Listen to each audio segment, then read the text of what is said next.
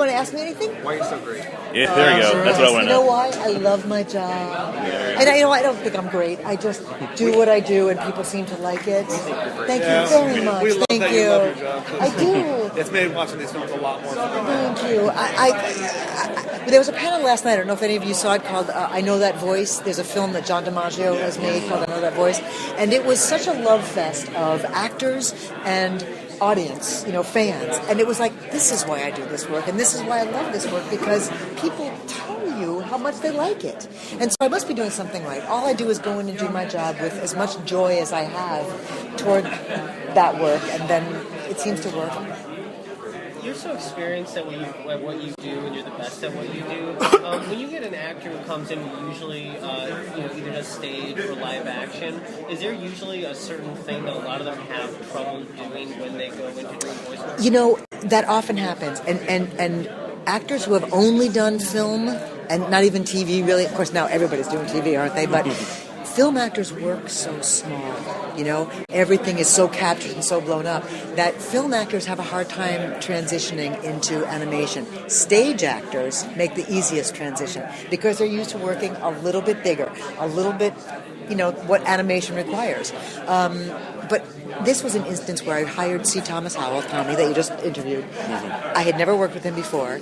We did the gig. He was stunningly good. And afterwards he said, I've never done this before. And you would never, ever know that to be true.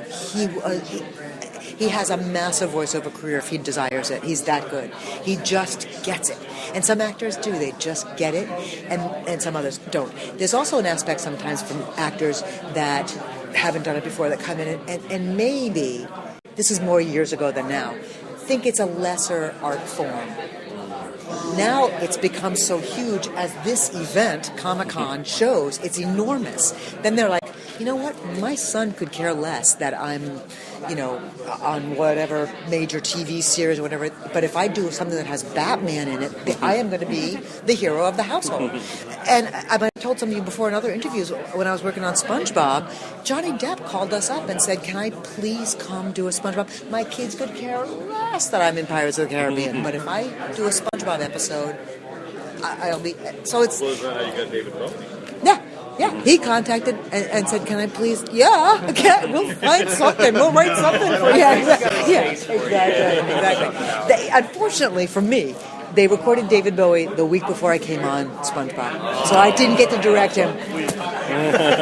A week before I went in. Nice to get him back. Do you have a question? Oh, okay. Are there certain characters... you work with a lot of the same characters, but different actors maybe. Sure. Are there certain ones that you like more to work with, or they're more interesting to you? Actors or characters? Characters. Characters. Batman's a fascinating character, and he's depicted so many different ways in all the various different things that we've seen, and so I have a real soft spot in my heart for Batman. And what I really like about Batman is, unlike Superman, who pretty much is always going to do the right thing, Superman has this innate sense of what is right and just, and unless he is being acted upon by kryptonite or something, he's going to do the right thing.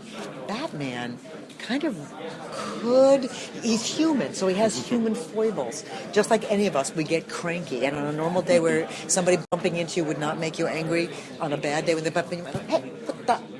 And Batman has that potential to lose his cool, and I like that. I find that stimulating, interesting. So I do have a soft spot in my heart for Batman.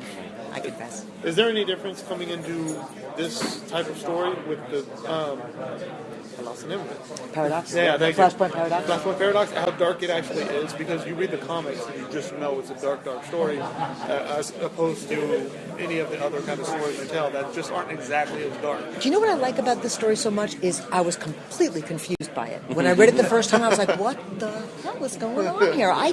This is not the... And I really was confused. And then as it began to reveal itself as to what was going on, I was like... cool. And then you get to the end, and then I thought, okay, my job is to take the audience along that same ride that I just took, because everybody should be scratching their head at the beginning going, I don't... Now, the title tips off a little bit that there's something odd in this world. There's a paradox going on. But there's that interesting concept always of what would happen if... did you ever get in a car accident and say, if I had left my house 3 minutes later than I did, I wouldn't have had that accident? And that's the basis of this, is what would happen if things were just a little bit different at that one moment in time. And so I think that's fascinating. That's what's made this story really interesting for me. Have you ever had a situation where, like, you had someone come in and, you know, for instance, for Batman, and they did it in a completely different way, like anyone has ever done it, but it really works and you didn't expect it? It doesn't have to be Batman, but something like that. It's a very good question. You know, when I cast John DiMaggio as the Joker in Under the Red Hood, I didn't know what he was going to do. I knew he was going to do something awesome. But to watch him work through it was so exciting. Because, you know, you work with actors for years and years and years on various projects, and you think you pretty much know everything that they can do, and you've heard everything they can do, and then suddenly they do something and they pull it out of the air. And John literally terrified me in that piece. He was so scary. And thank God I know him, that he's not a scary guy, because he was so convincing as this maniacal. And yet there's these light moments in that too where he's so funny. That was very interesting for me. But I'm sure there are people, there's a better answer than that, but at this moment I can't think of them. Sorry. Which Flashpoint version of the character that you worked with many times did you find the most different or hardest to approach? Which Flash? Which Flashpoint? So which alternate version?